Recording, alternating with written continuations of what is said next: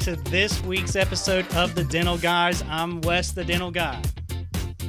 And I'm John, the Dental Guy. And man, are we happy to be back hanging with you folks it's been a minute, but it's been a good minute.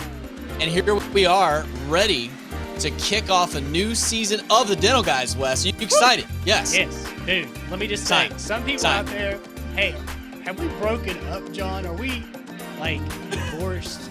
Are we still friends? Right? I've heard some it's crazy hilarious because people are like, there, right? I know. First, people are like, when's the next episode release? We're like, look, we got stuff going on, which if you followed us the last couple of years, you've known that, we both had stuff going on and Wes was building a building and all that, which we'll get to.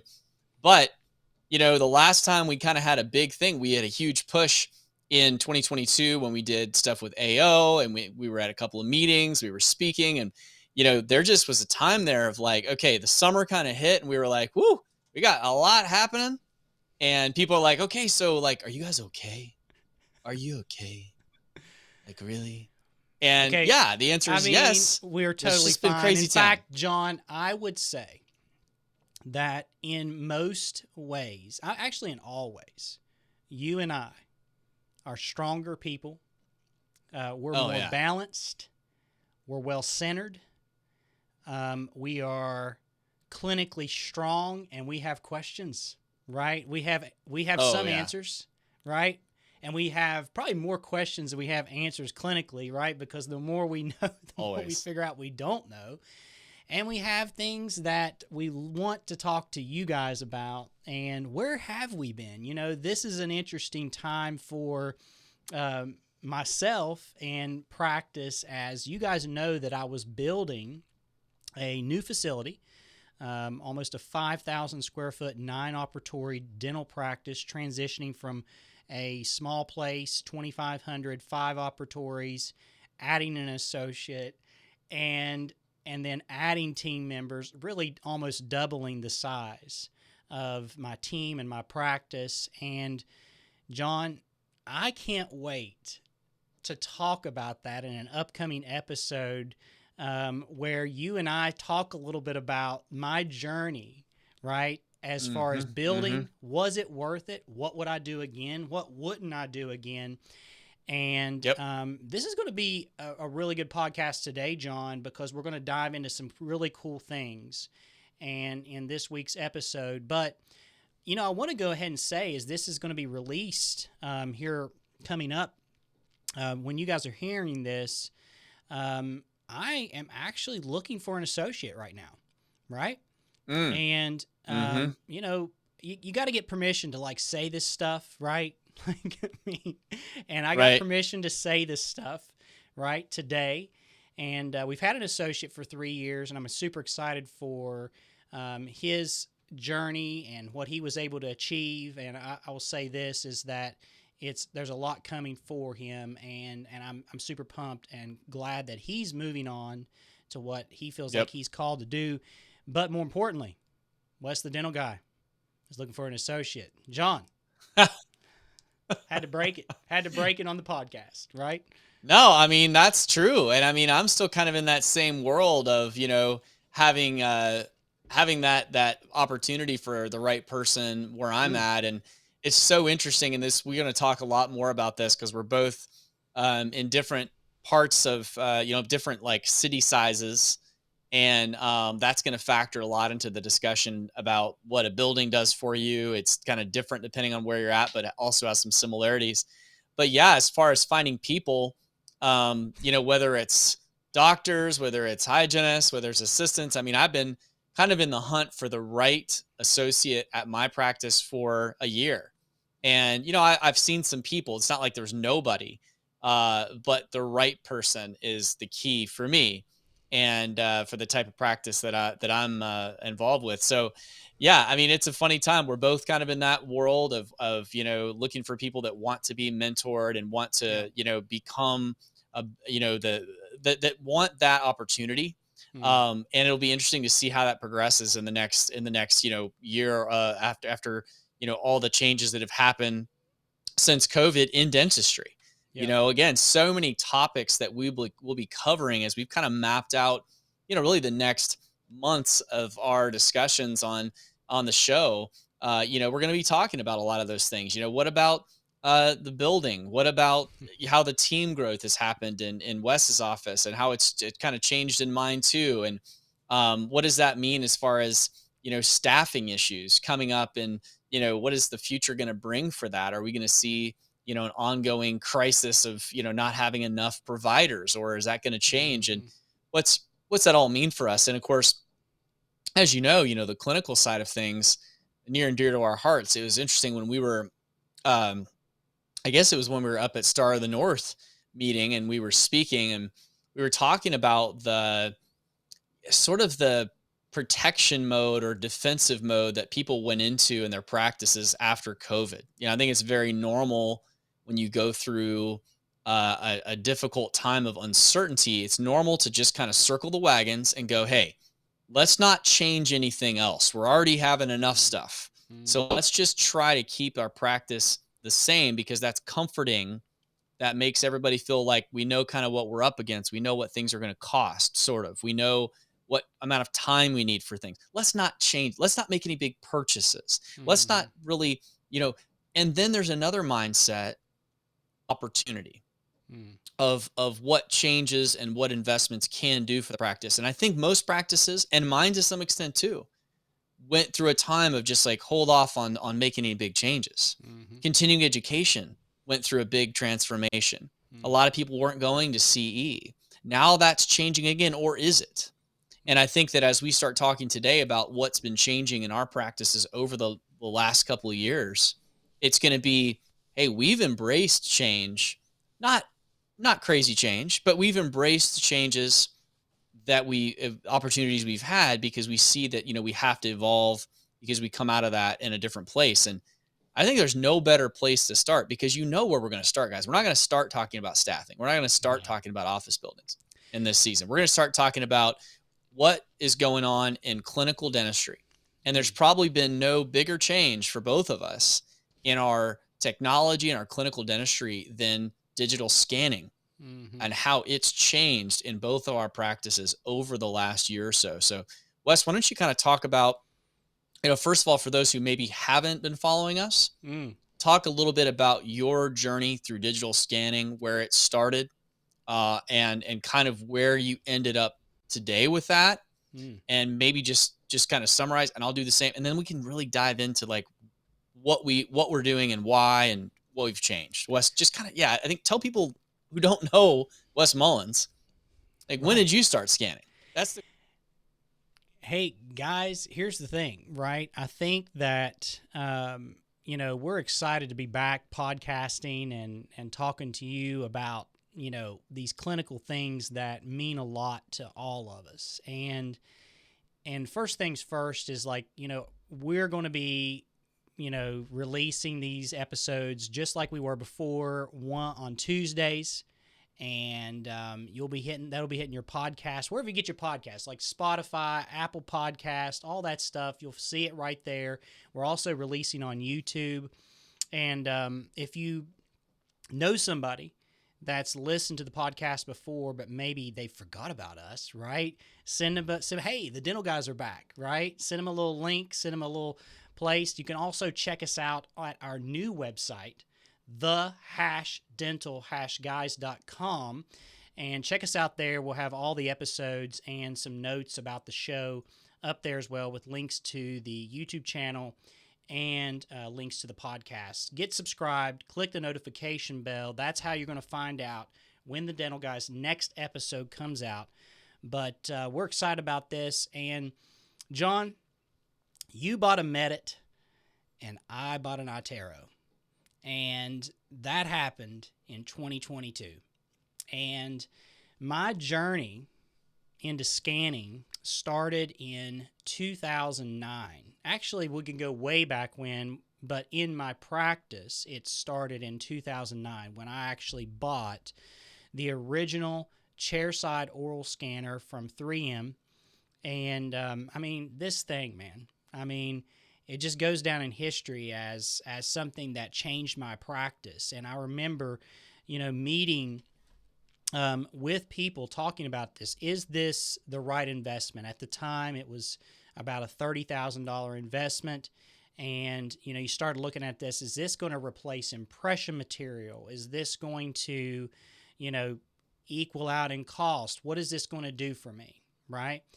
And as time went on and, putting this into place, I found that one, it made me, number one, a better dentist because I was Hmm. able to see things on a screen, see preps, see how smooth my margins were, see if my tissue retractions was adequate.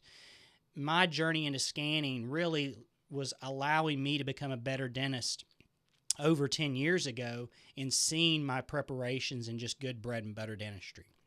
And that type of scanner, we used it for as much as it possibly could be used for.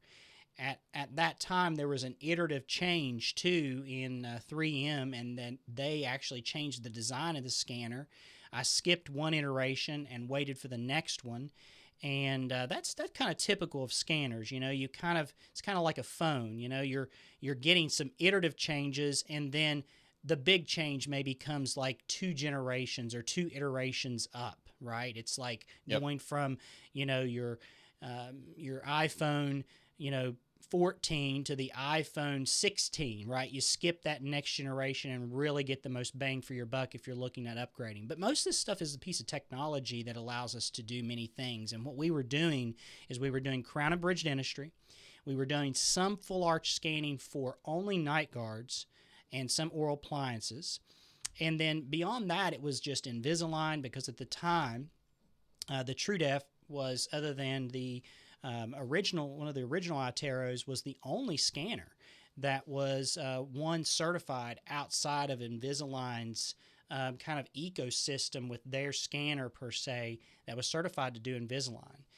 It was Yep. years later that I was able to convince John through a deal that he actually came about to use someone's used TrueDef scanner and incorporate this into his practice just as a crown and bridge scanner. And John can speak to that about his journey there. But what we've both found about scanning through the early years of quote unquote scanning, if you want to call it that, because some of you that are maybe just coming out of dental school, you were in high school when we started scanning, Mm. and is some of the things we found through the years is that we're going to talk about today in today's podcast, right? And why now I bought an ITero and John bought a Medit. And we're going to talk about the experiences of this purchase for both of us, why we came about the decision in our practices at the time that we made these purchases. Both of us made these purchases in 2022. We both have been using these scanners for over 6 months each. We have not spoken until this podcast about our experiences with the scanners. So this is going to be raw and uninterrupted, and it's going to be fun because I think there's some things coming for you to help you maybe make a decision on maybe not what type of scanner, but whether you should just get into scanning, or maybe you do see the need for a particular scanner that we're discussing. So, John, I'm going to turn it back over to you, and I'm going to have you talk a little bit about the beginning of scanning for you and kind of what you used it for up until purchasing the newest scanner you have, which is the Medit. Yeah, I'm, as any of you guys that have kind of followed this podcast for a while, I've always been slow to change what I do when things are working well. And so, I was using excellent impression material and excellent impression trays and was getting good results and felt I was pretty quick at it and it was pretty predictable. So for many years, I really didn't change anything with that and was very comfortable with what was happening, getting good results. And I think it was when I started to see the timing in terms of it making financial sense. That meant a lot to me at the time. Was making sure that I could actually see some type of benefit to it in terms of a payoff. is kind of one thing I thought about at the time. So like I had this very interesting mindset of like, well, does it make sense financially? And does it make sense? Is it really gonna, it wasn't so much about whether I felt like it would make my dentistry better as much as it was, did it make sense and was it going to be quicker and easier and more accurate and reduce my chair time, but at the same time did it make sense to invest the money in it? So as Wes said, I ended up getting a great deal on a TrueDef, and was familiar with it, and I'd seen many different types of scanners at that time and played with them. I said, this makes sense to me at the price point it was at, to do basic crown and bridge scanning. So this was back 2000 about 14, 15, that I was like, all right, it's time. It's time to make this change. And just like anybody, had a learning curve with it, but not much of one. That scanner was excellent scanner. Still, to me, goes down in my books as one of the best purchases I ever made, and one of the, still to this day, excellent scanners. And we'll talk about that as we go forward a little bit. But it really changed a ton about the way I did things. I immediately switched over to that being the primary way that I was doing quadrant dentistry. That was the big change for me. While I still did a lot of impressions for full arch dentistry and anterior dentistry, which we can get into as we talk more about the podcast, about these scanners. So I had been scanning with True Definition for years, good results, excellent, very predictable, reliable, just really couldn't kill the thing. And so it took a lot for both of us, I think, to look at other scanners because we really weren't having problems. But what really prompted us, I think initially, both of us, to kind of look at other scanners, even though we had been looking. I mean, we'd had Mark Ludlow on the show a couple times. He was telling us about scanners, what to look for. But we kept going back. Both of us kept going back to our lab technicians and saying, okay, but there's all these new scanners. At first, I think Wes and I were not quick to change because, frankly, there wasn't a lot of data initially on the newer scanners. There were a couple that stood out, but there were several, like Medit initially really didn't have a lot of studies because it was kind of newer to the market. So the question was, first of all, what do you even buy? But the second question was, does it worth it?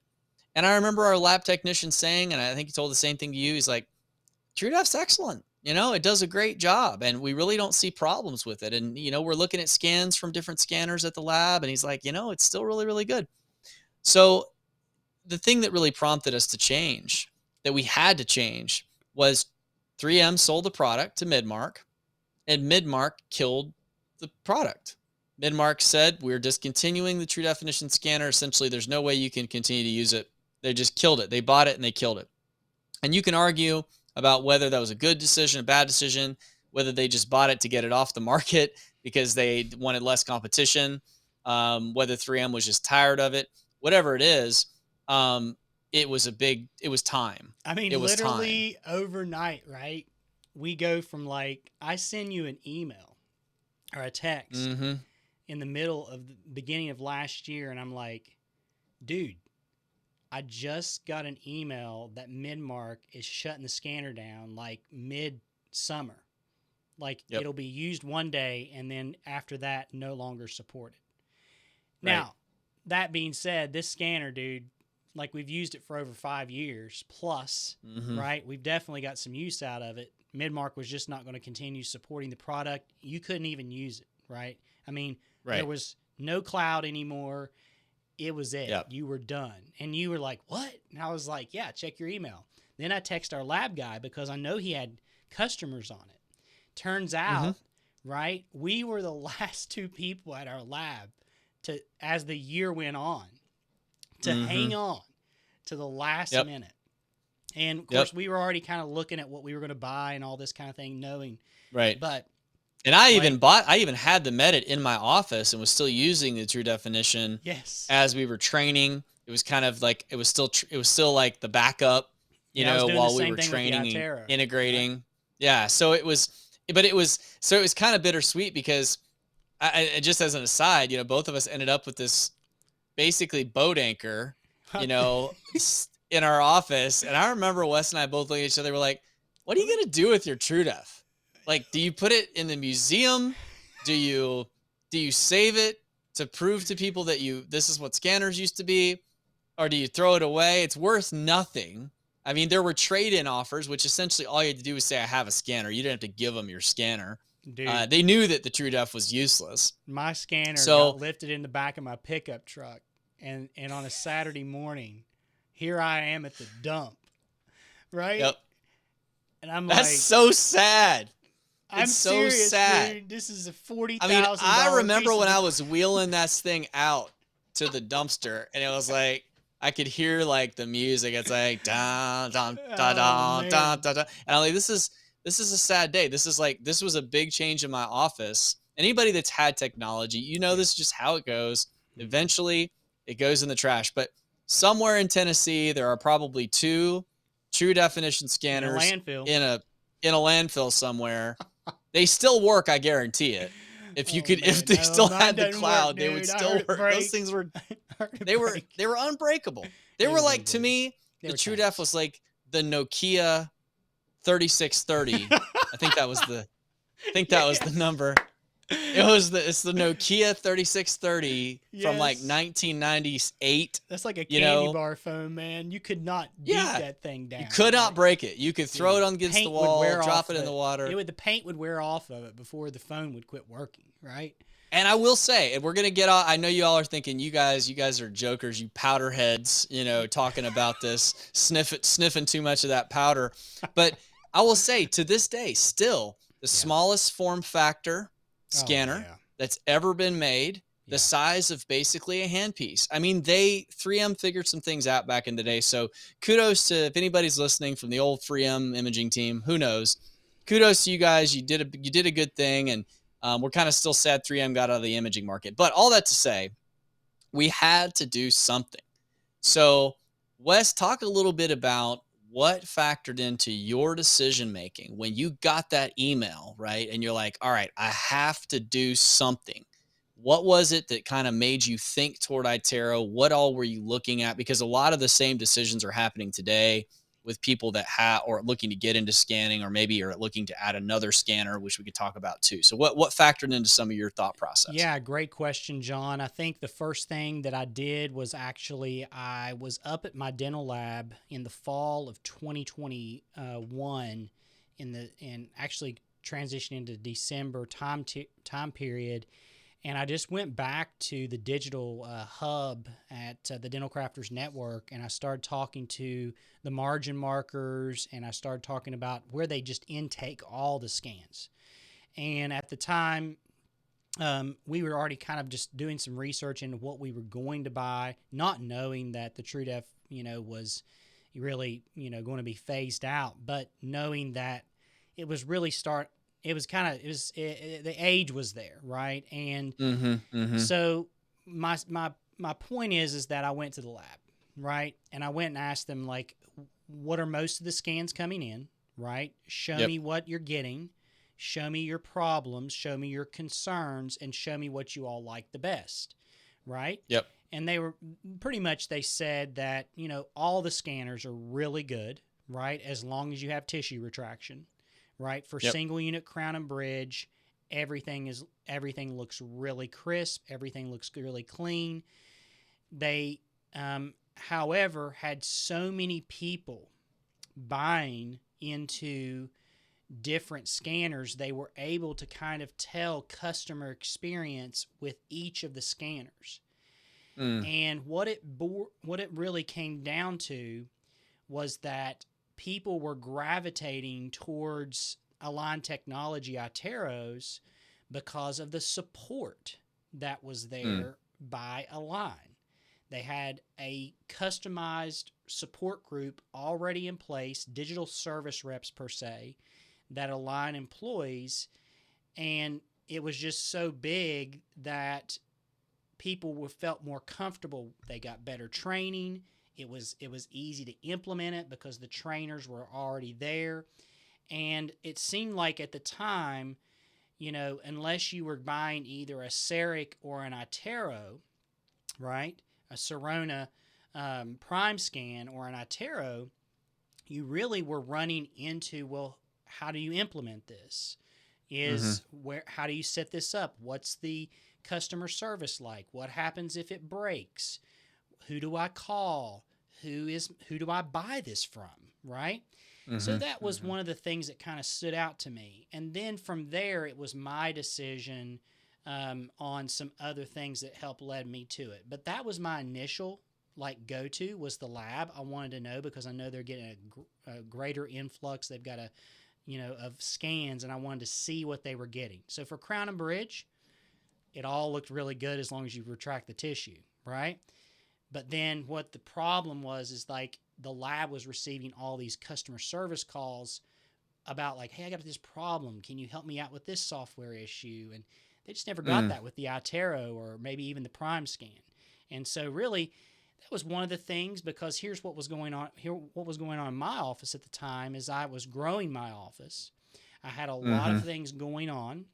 I didn't want to deal with implementing newer technology and deal with customer service issues. When you're training your team, training new assistants, training new hygienists, and you do as much scanning as we do in our office and use it across now a breadth of services where you're using adjuncts, I didn't want to be the trainer. I had Mhm. got to a point in my business and in my practice where as a clinician, I needed to be a clinician. I didn't need to be the technology guy that figured it out. Mm. Basically, I didn't want to get into something where I'm going to be the support. So, John, it really led me to settling on the ITero. Now, there are some advantages and disadvantages of ITero over different things and reason why I went ahead and chose it. But the main reason that I went with ITero was one, the recommendation of the lab, that the customer support is there, and that they had most people gravitating to that, and the scans looked good. They looked really good. So, John, that was my Yeah. my, my thoughts on that.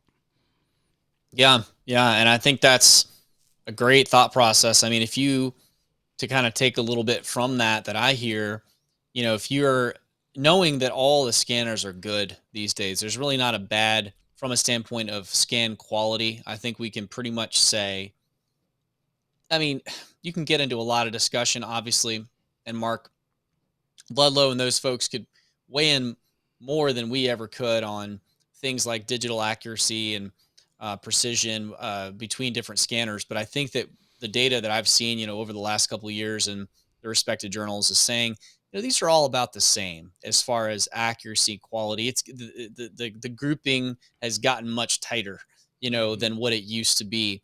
So then the questions start to become things like this, these sort of soft skill type of things, of how easy is it to implement?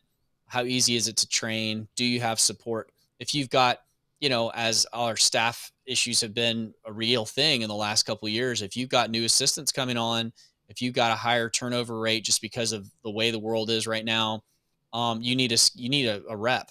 You need somebody potentially that could come in and train your people without you having to take time out of your clinical day. I totally see the advantage. I think that's what Sirona always did well. Dentsply, Sirona always did well and has continued to do well, And 3M, regardless I of will whether you. say that 3M, their Hmm. customer They were service with the always that way. TrueDiff and their training was second to none.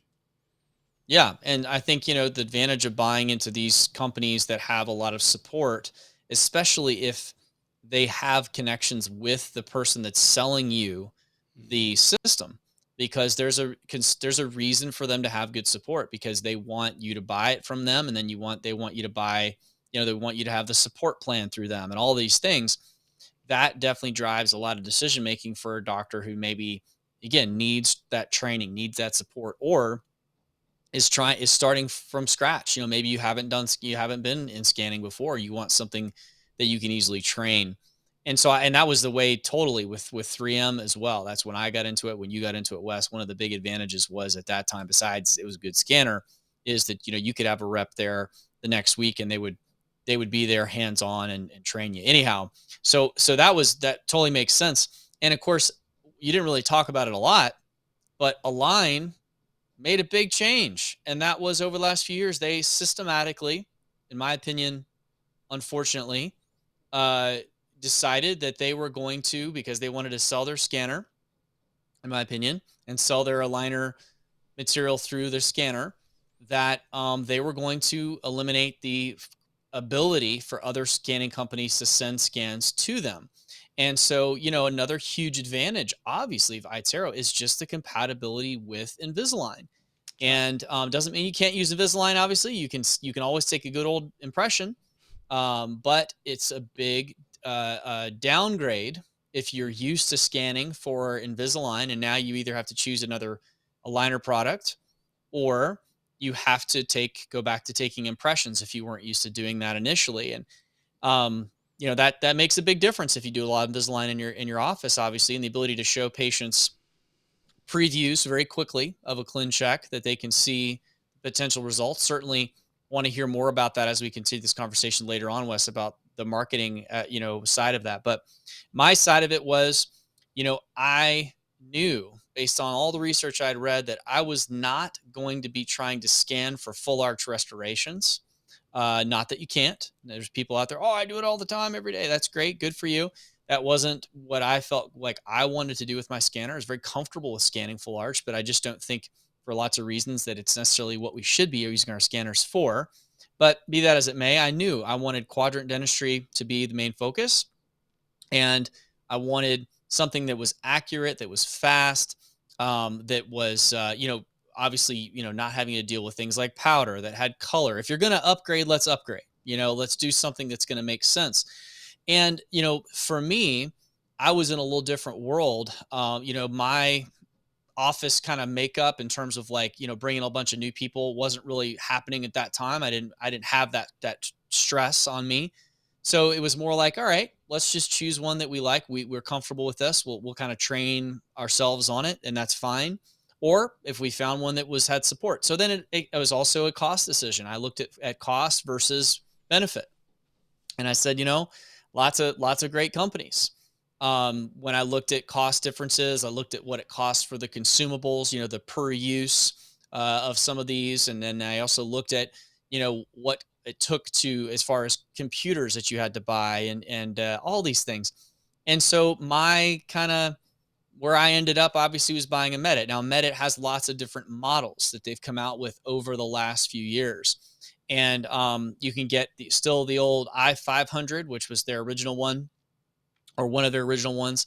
And then you can get there's the i600 and the i700. They all have advantages, disadvantages. I think that my thought process, I didn't really want or feel like I needed the wireless, which is what the 700 has, a wireless option. It's interesting. I looked at it, not that anything bad about it, but I just always am leery of wireless. Maybe that's my old man coming out again, but we got a lot of wireless signals going on in our offices. So I looked at wired, which we can talk about wired, and what can happen with wired over time. I wanted something that didn't have a dock, is one of my thoughts as well, that could be direct, USB-C, something that was easily replaceable if cables and things went bad. I didn't have to lug a bunch of stuff around the office. And, so I just started playing with them. I had several demos, and Medit stood out to me as being very easy to use, very customizable, and the support, I'll say 100%, that Medit is not going to be known for support when it comes. Now, there are companies that are local that are now selling it, not local, I should say, like a couple of big implant companies now distribute it. And so they will come out and they will, train you and do support, and that can be included. There's also a lot of virtual support. That's what we ended up doing, is we did like a virtual training, because of course we were familiar with scanning um, initially. And that was really, for us, all we needed to get started on it, was just watching a couple of videos. And that was because we were very familiar with scanning. If we wouldn't have been familiar with scanning, it would have been something where we would have wanted to pay for training. So the cost ended up being, very reasonable, very reasonable. And it was actually, surprising, how much less expensive it was than some of the competing systems. And there's no ongoing support fee, which was also something I liked. I liked that, I was paying even for the true definition, paying $300-400 a month for just the warranty, and the fact that I could upload scans into the cloud. And with Medit, we didn't have to pay anything once we still, you could buy a warranty with it, but there was no ongoing support plan for software upgrades, etc. So we liked what we saw. We made the purchase. And let's talk about like what we're doing with the scanners, Wes. I'll maybe start Mm, with that since we're rolling on this. yeah. What have I changed? Have I changed anything? Am I doing anything differently workflow wise with Medit? Um, Wait, let me you just know, comment on this for yeah, just a little yeah, bit yeah. because I think this is really good. Is basically what we've described here is two different paths, right? So you can choose the Mm-hmm. path where, in my situation where you really don't, you're paying for the service, right? You're Mm-hmm. going to Mm-hmm. have a lot better onboarding. Now, my onboarding was virtual, it was live virtual, and I will Mm-hmm. say that it was amazing. It was so good. And what the interesting thing about it is that we were obviously the doctor and I, my associate and I we were very adept scanners, and our team used to scanning to some extent. New hires not, but the newest, the people that had been scanning the most, we actually started using the ITero immediately as soon as we got it out of the package, right? I mean, boot the thing up, you start using it. So this is possible, right? But what we found with the training is like we were all the time doing these double takes, like, whoa, man, okay, that makes sense. That's cool, Mm-hmm. right? Very good training, very thorough, done over a couple of virtual calls. It was very impressive. Done right there on the ITero. They've got like this webcam thing that you just plug in. I mean, it's super nice. So again, Mm-hmm. I'm paying for that, right? And I'm paying that, you know, that for that experience so that I don't have to take on the responsibility of training all these team members or hiring another third party to come in that Mm-hmm. doesn't even isn't even representing, right? Like it's not, I mean, the people that did my training, they work for a line, they are trained by a line, they are calibrated. And then what we hear from Yep. John is a value-based purchase. Not a bad purchase, just in a different way, in a different type of Yep. practice at the different time.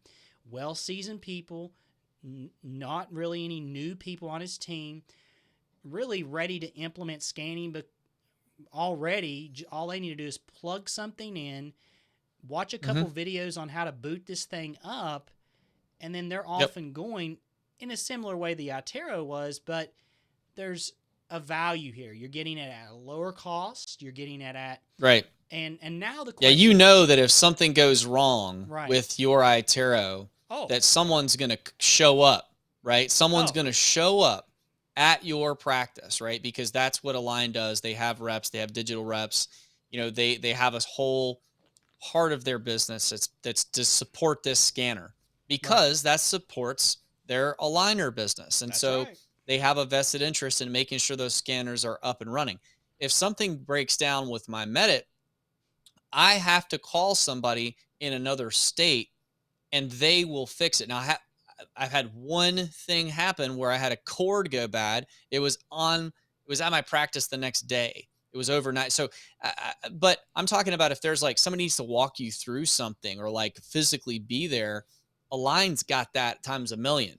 Whereas Medit that's not their focus. Doesn't mean like I don't even think they want that. That's just not their focus. Their goal is to produce a good scanner for a good price that does what you need it to do, not necessarily to focus on what if something goes wrong. Like they're definitely leaning on the distributors to do that, and it's not the same experience that way. Now, as far as the scanning Yeah, let's talk and what about you it, can John. do with them, What can we yeah, do? there's a lot of things that let me back up and say this. Many of the things that I think you can, as far as the actual scanning, like what you and I are doing day to day, are there big differences? Probably not in terms of what's possible, because it's more not so much about the scanner as it is what the lab can do with the data now that is getting better and better and better. There are some things though that we can now do that I couldn't do before. And I'll go through a couple of those. I know you've got some stuff as well. Mm, One of the things that I did not have the ability to do before, is I can scan impressions with my scanner. Now, you might say, well, what's the big deal with that? Well, if you've got a model or you've got an impression that was a pre-op, say something you want to copy into the final, or you just have an impression that you want to be able to join together with the rest of the files that you're sending to the lab, or you want to actually be able to stitch that together, um, then what you can do is you can take your impression and then you can overlay the impression that you took, say a pre-op impression of a denture setup, or a pre-op impression of a wax up, or temporaries in the patient's mouth. Say you just have an impression. You don't even have the patient there with you. You can take that impression and scan the negative, and it creates a model for being able to be stitched together. That's pretty cool. We've used that more than I kind of expected we would. And the same with scanning models. They make it very easy. Um, the flexibility with metallic objects has gotten much better on this scanner for us. We don't have to do anything special. The ability to change focal length, the way that I can say, hey, I've got a really deep margin, I can change the focal length of my scanner to pick up certain depth of margin and see deeper down, or I can set it to be more shallow if that's my focus. I can have it. It's kind of neat things like if you use the same color gloves all the time, you can set the scanner to where it knows that color and it will basically see as quote through that. So if a finger happens to come through your scan, it ignores that and doesn't pick it up on the scan. Um, the fact that you can set it to capture soft tissue more or less, you can actually knows how intelligently when you want to capture a palate, you can turn the soft tissue on essentially with your scan. When you just want to capture a prep minimal soft tissue, you can select that. I'm rattling off a lot of junk, but it's actually stuff we're using. And so a lot of these were things I kind of remember when I heard in the training. I heard the Medit people like, oh, you can do this, you can do this. And I was like, that sounds silly, but okay, whatever. I just want to scan a prep. And then I started to actually play with these things and see what it was doing. And now we end up using those things maybe more than I would have expected. So just the actual scanning, a lot of it's still the acrobatics happening at the lab. The fact that now, for instance, we can, instead of having to make customized impression copings, that we can take the intaglio of our provisional and scan it and make that. Well, that's not the scanner, right? That's just the software and the merging. But as far as actual scanner features, those are a few things that I'm able to do now that I really do use, that I did not have anything close to on something very basic like the TrueDef. So talk a little bit, Wes, like what are some things that you're able to do that you're using more, some features with ITero? Well, the game changer is the speed and how much data it collects at one time. I mean, it's Mm, extremely fast. yeah, yeah. The amount, and I'm sure this is the same with the Medit, is Oh yeah, that it's tons faster. yeah, it's so much faster. It is a complete game changer from a standpoint of speed.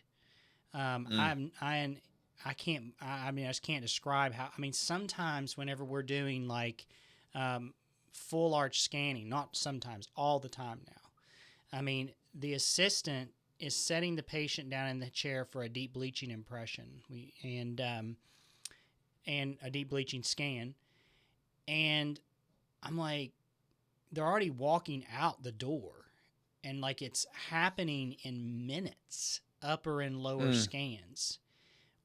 And I'm just like, this is unbelievable. So full arch scanning, I don't know, man. If you guys know, full arch scanning in the past has been something of a great difficulty yeah. because the software has always had issues with this. So I would say number one, speed. Number Mm, two is that it is a great crown and bridge scanner, right? I would say that hmm. if you want to mark margins right on the screen, you can do that. If you want to look at the color on, color off, high def, zoom in, patients are like blown away. Like it is one of the best presentations as far as like to the patient, right? It is a tool to show, right?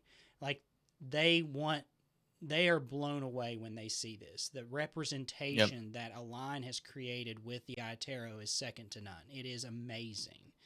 The color got an upgrade last year, and it just basically happened overnight. So the software now allowed for greater clarity when it came to the soft tissue. Now you can actually see blood vessels, and they're not pixelated. Mm. It's and some of the same things, John. I hear you saying, such as the AI. Right? They have a thing called Mm-hmm. AI cleanup, and essentially, when AI cleanup is on, it's using artificial intelligence to recognize hands, gloves, mirrors, lips. The idea that you have to have complete retraction is no longer necessary. Essentially, it will cut a cheek out instantaneously.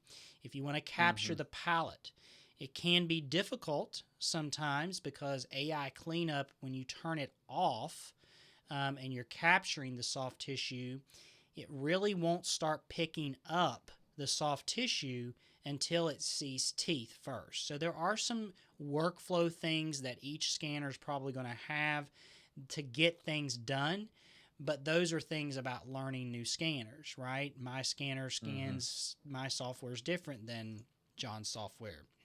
Each software does Yep. different things. Here's what we're doing, right? We are using this for a crown and bridge scanner primarily. Number two, Yep. we do a ton of orthodontic care in our office. Now, I would say it's 50-50 split between straight wire ortho, expansion cases, and Invisalign.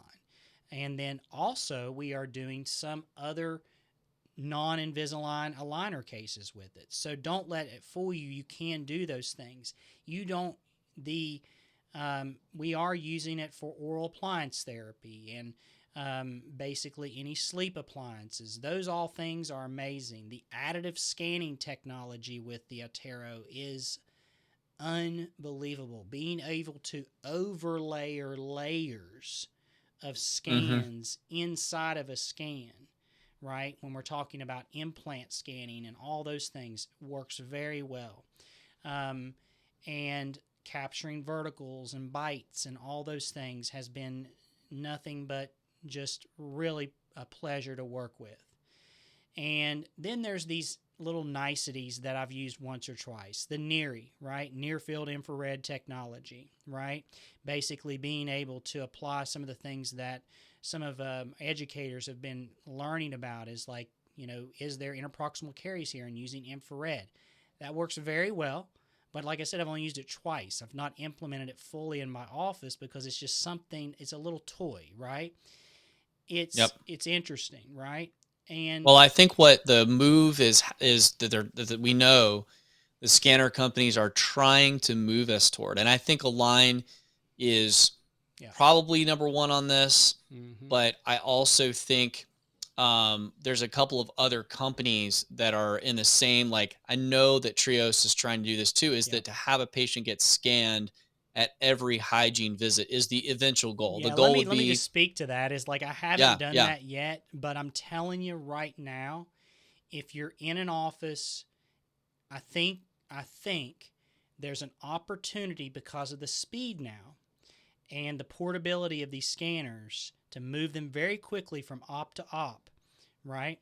You don't have to have a ton of scanners, but we are moving to, not now in my office, I think in the future, along with a full mouth series, patients will be getting scans, right? yeah. I I mean, mean, I think that's the future for sure. just as an example, Because you can John. see the changes in soft tissue. Yeah. That's a big thing that So wear and soft tissue changes that are so subtle. The scanner can pick those up and compare tooth movement, things like that. There's no way that any technology we have right now is even close to being able to follow it. If photography is probably the next best thing, and it is right now still yeah, significantly quicker, but that's changing quickly. And I think that the future probably is going to be that we'll have a scanner in every operatory, yeah, and we'll, the hygienist will will take the X-rays, and I think will, or you know, and maybe that goes away more and more.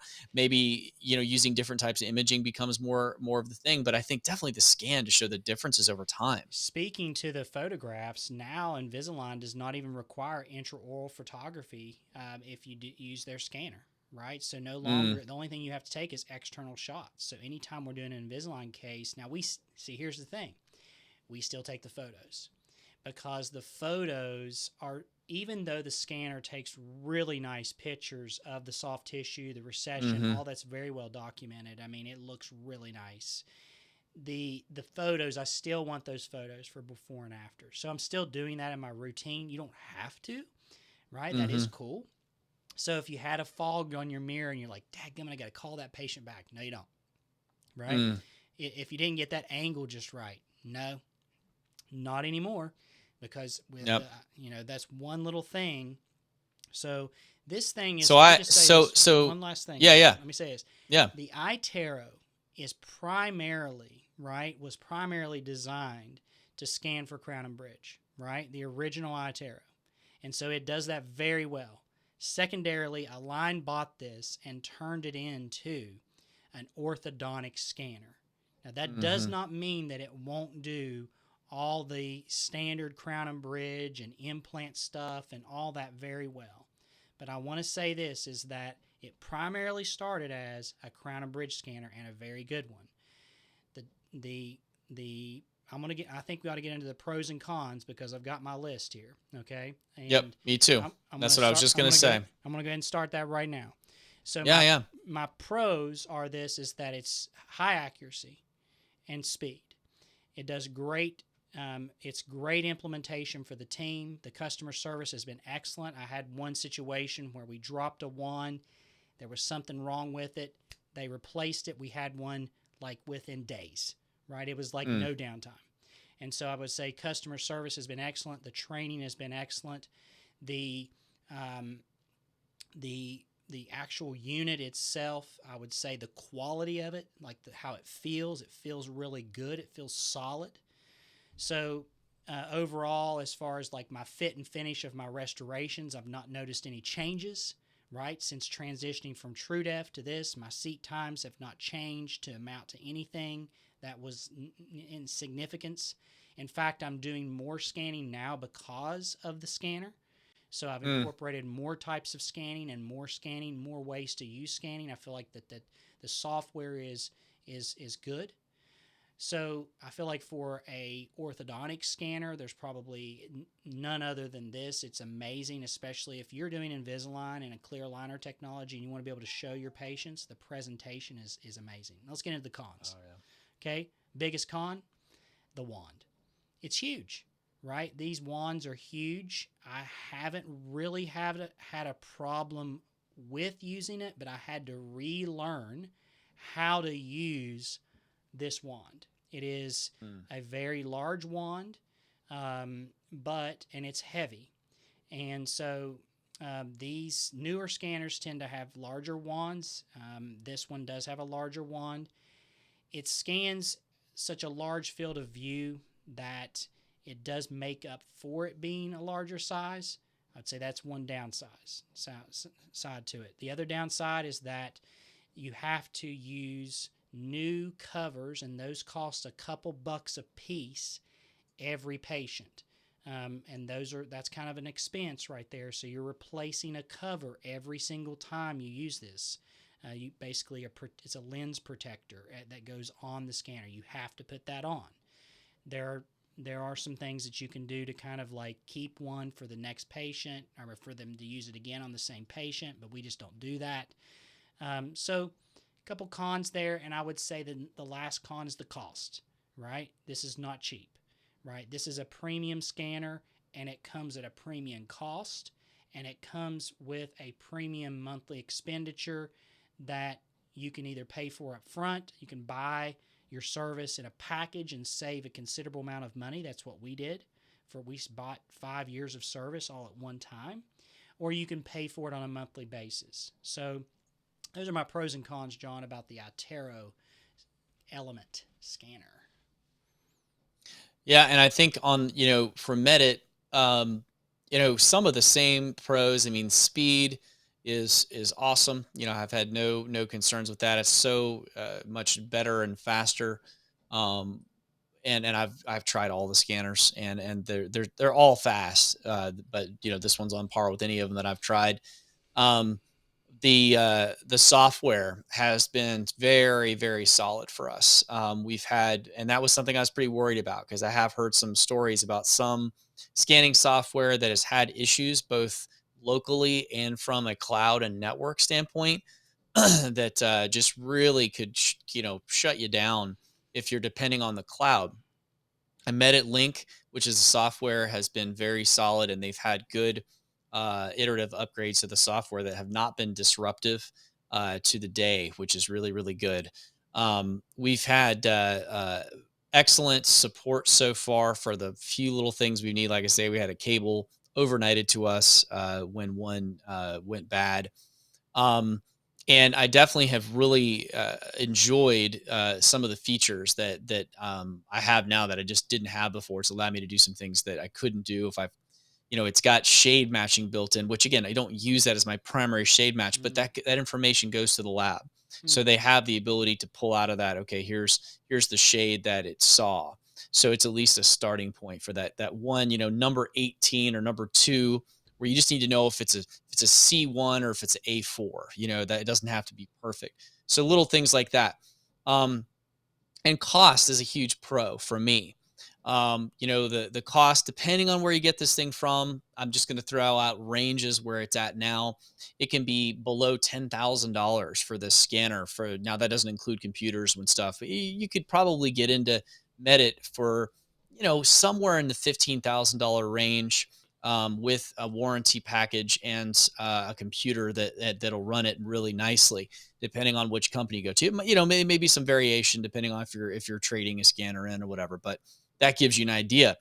And then there's no ongoing service. So that is a huge pro for me. It definitely makes the savings real for somebody, even if you never scanned before. You're definitely going to be able to say, hey, I'm saving some money potentially, or at least breaking even with impression material. Cons, I had to learn how to scan again for sure because of the size. It's the same thing. They're all huge compared to what I was used to. And I think that's just because we were spoiled by TrueDef being so small. You could hold it like a handpiece. You cannot hold these bigger ones like a handpiece. And it's kind of annoying to me. But that was just because I was used to something. It's like anything. It's like changing to a new pair of shoes. It took a while to get used to that. And it was quite annoying at first. But it was really more of me just needing to learn how to do it. And of course, the reason they got a lot of this is because you got fans in there to keep fog off. You got, you're getting more images per second, frames per second, and all of that. Um, I think a con that I saw initially, and this was again just training, when I first used it, I had a couple fit issues of like weird, not contacts, not occlusion, but actually fit on the tooth. And I had to go back and I was like, hey, what's going on with this? And it was like, well, you know that just because you scan and you see an image doesn't necessarily mean that you have enough data. And there's a way very easily in the software that you can see the reliability of the scan data to know how long do you really have to keep. So just, the scanner's fast, but how long do you really have to hold it there to get enough data, enough images that it is accurate. And you're not just stitching together, 3 frames of imaging. And so they kind of educated me on that about, how long do you need to be over the prep and what does that look like? Just because you see it on the screen, there's ways you can see what the reliability of your data is. And then after you've done that 3 or 4 times, now what you need to do. And it's pretty straightforward. It didn't really change my speed. It was just change my scanning. But there's a little bit of a moment there. I was like, wait a second, are we having accuracy issues? But it was just the way that I was scanning. And I think that the other downside for sure of Medit is that if there's support problems that I can't fix with the phone call, or somebody remoting in, if it's a hardware question, if it's like, well, is it really this or that on the hardware? I gotta rely on somebody from another place that I have to call. So far, knock on wood, haven't had to do anything like that, but certainly an issue if you're a little worried about support. Well, I haven't had problems. I've had lots of good things so far to say with that, but it's not the same as having a rep that can walk down to your office. By the way, that was another thing. Wes mentioned the tips. The way Medit works is you have an autoclavable tip that can be autoclaved 50 times.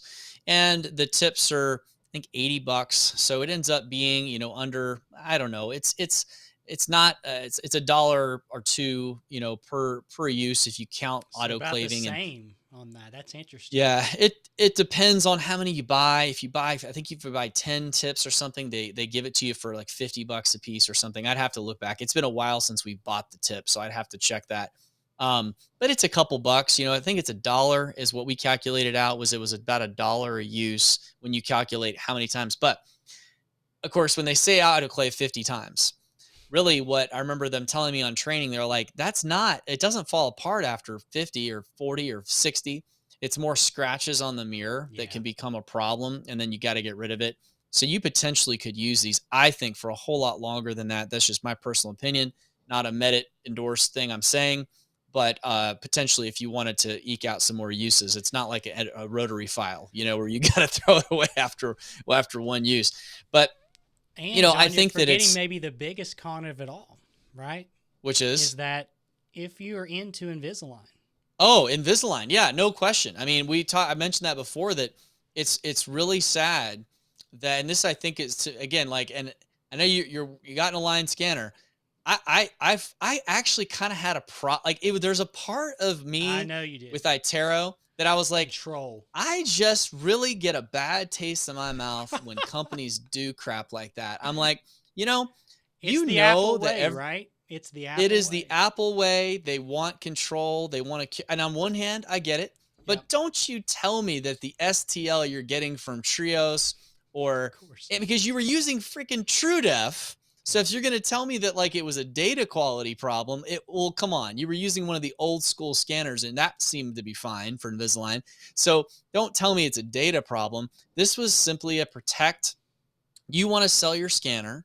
You want to keep everybody in the same ecosystem. That's fine. Sirona, Regardless of Dentsply's your been old doing it man for rant years. here, John, is that Yeah, really what it comes you down know, to is that if you buy a Medit or any other scanner than an Invisalign scanner, as of right now, we don't know. You're taking impressions. In the US, you're going to have to take impressions. And so Yeah, that's where I and kind that's of see annoying. like this thing, like if you're into Invisalign and like you're in that ecosystem, you really need to spend time looking at the ITero. If you're not in that ecosystem and looking right at scanners, then maybe look to something like what John has been doing, which I think is interesting, because even in my practice, here's another opportunity for you. Let's say that you have an ITero, right? But then, and you're using that on a day-to-day basis and you're needing another scanner, right? It might be, it's not a bad idea to consider bringing in this type, maybe a budget scanner per se, right? That can do just the things like crown and bridge really well. Or maybe it does have some special little things that it might be able to do that the ITero doesn't do, or maybe it does better, and vice versa. So I think that's not a bad idea either. And I think if you have a big enough practice, I think you should have something like a Medit and an ITero, because there's nothing else like ITero. Right. It's its own beast. Now we're not even talking about milling too, right? We're not talking about milling tonight. Because let me just say this, that's a whole nother conversation. Probably you're all wondering about why we're not talking about that. And if you're leaving comments in the comments, like, well, what about milling? What about milling? We can talk about milling at another day. But tonight, we're just talking about the bread and butter of why John chose the Medit and Wes chose the ITero. I think it's fantastic conversation, John. Yeah, I do too. I mean, this is the decision a lot of people are making right now. And it's funny, and we'll kind of leave it here. But, remember just a couple years ago on the show, we were talking about how market penetration or market percentage of scanners was so poor. And that has changed dramatically in the last year and a half to 2 years. We have seen a tremendous uptick in that, where I'm seeing now it's 40% and growing quickly. So almost half of practices now in the US have a digital scanner of some kind.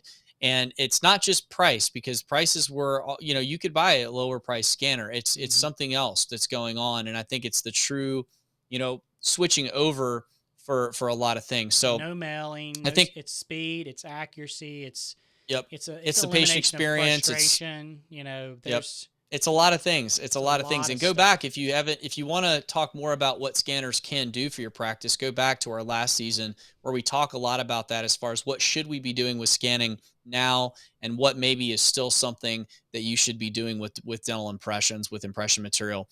If you have enjoyed this conversation as we kind of get back rolling here, we of course want to hear from you.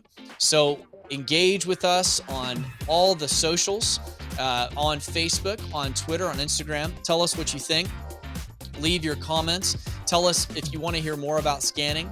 Tell us your experiences with your scanners or decisions you're trying to make. Get in touch with us. We want to get in touch with you. And of course, as we have been saying the whole time, like, share, and subscribe. Tell your friends, tell your coworkers, tell your dog, tell everybody. The Dental Guys are back for a new season, and we are excited We're to back. be with you. We're back. We're back. And it's time. We're going to be bringing you some great content as we go on through this coming year. So for Wes, I'm John, and we are the Dental Guys.